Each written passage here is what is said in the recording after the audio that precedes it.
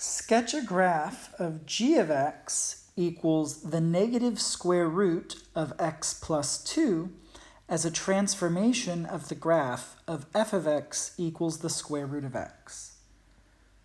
Just like with all the other problems, we're going to start with our original function, and we're going to see which transformations we need to make to turn this into our new function. So the first thing we can do is we can replace x with x plus 2, and that gives us the square root of x plus 2. So replace x with x plus 2. And then, to turn this into the negative square root of x plus 2, we can replace this function with its opposite, with the negative version of it. So we can replace our function with the negative version of the function.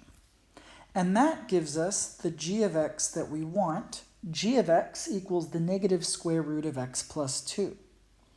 Now we need to see what these transformations do to the graph. Replacing x with x plus 2 gives us a shift to the left 2 units. We know that replacing x with x plus a number is a horizontal shift, and adding 2 will send it to the left. And then replacing a function with the negative version of a function, or putting a negative outside the front of a function, that is a vertical reflection across the x-axis. So we reflect about the x-axis. Or we can say that we reflect vertically. Either one of those will do. So let's go through and do these transformations. First, we need to shift these points to the left 2. So if we start at the origin and we go to the left 2, that gives us this point here.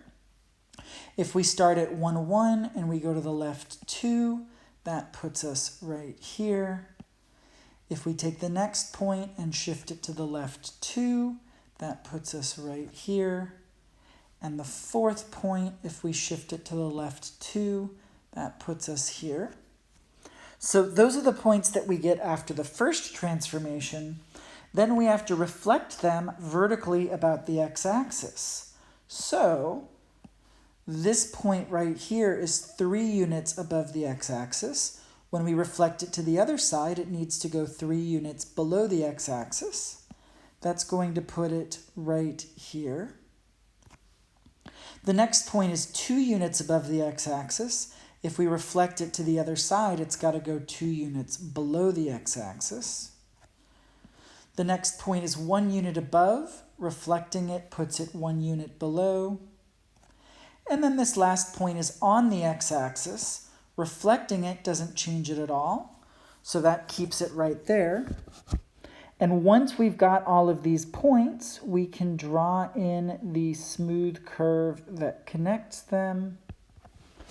And then this ends up being the graph of g of x equals the negative square root of x plus 2.